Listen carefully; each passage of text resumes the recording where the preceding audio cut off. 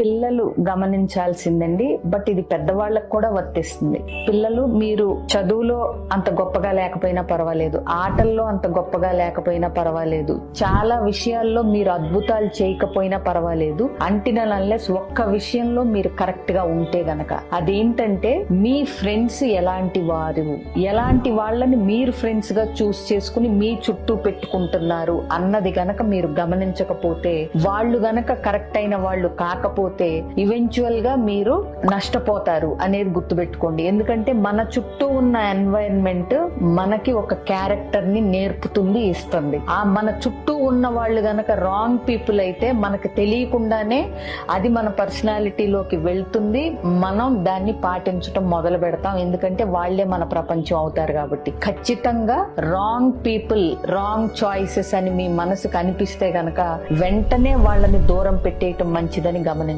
మనకి సామెత కూడా ఉంది, నువ్వెవరో తెలియాలంటే నీ ఫ్రెండ్స్ ని చూస్తే చాలు అనేది. ఇది నిజమైన సత్యం అండి. Keep your friends, choose your friends in a better way.